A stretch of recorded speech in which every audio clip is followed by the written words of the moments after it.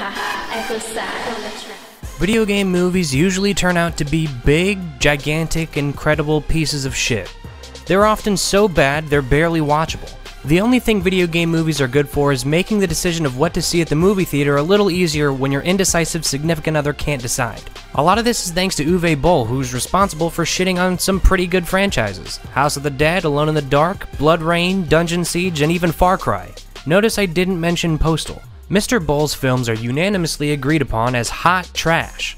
But it isn't his fault alone that video game movies suck. Let's take it back to 1993. The film adaptation of Super Mario Bros. Proved to the world that you can take a great game and turn it into a horrible movie. It was so bad that Nintendo has not even considered a live-action film for their franchises ever since. All because of this just horrible movie. But what do you expect to get out of a movie based on a game with no real story to speak of, focused on a kind of racist-looking plumber who kills mushroom monsters by jumping on their heads?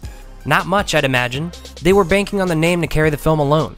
And that trend continued for a while with films based on storyless games like Double Dragon, Street Fighter, and Mortal Kombat, the later of which was actually surprisingly not horrible. Jump to Lara Croft Tomb Raider. A bad movie, but based on the Tomb Raider franchise starring the busty Lara Croft. What a perfect opportunity to turn this video game movie ship around. So they got the lovely Angelina Jolie to play Lara to great effect, and it paid off. The movie sucked, but it was an undoubted box office success. Probably for the wrong reasons though, right?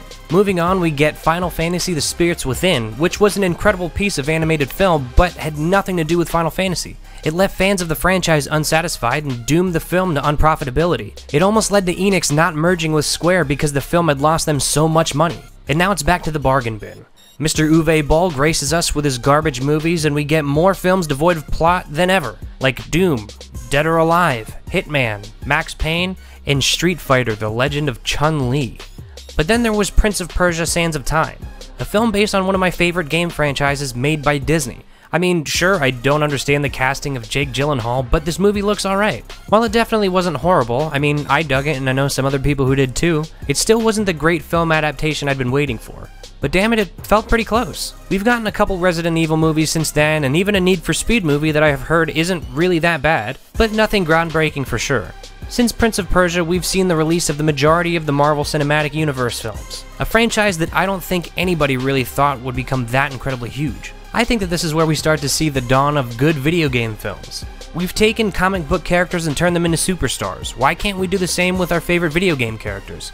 And it may sound like a stretch, but nerd culture does intersect quite a bit. The people who are going to see Guardians of the Galaxy might be the exact same people who want to see Warcraft. A lot of companies are really doubling down with video game adaptations right now.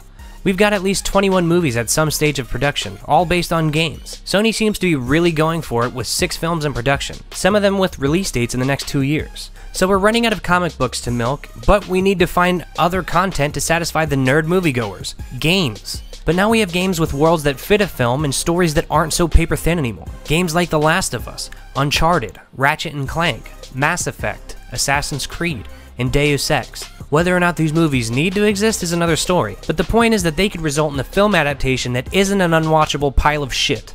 I'm excited. Marvel and Disney have proven that nerds don't just want another piece of shit superhero movie. We want the Avengers, and we want The Dark Knight. I have a feeling that this is the same sentiment that is currently being seen within video game filmmaking. It feels like a long shot based on what we've seen in the past, but don't forget that Batman Forever only came out in 1995, and look how far they've gotten. Video games have a fan base that is just too large to ignore, and we're gonna see our tastes in the properties we enjoy catered to sooner rather than later. Unless Mark Wahlberg plays Nathan Drake in the upcoming Uncharted movie. Cause seriously, fuck Mark Wahlberg.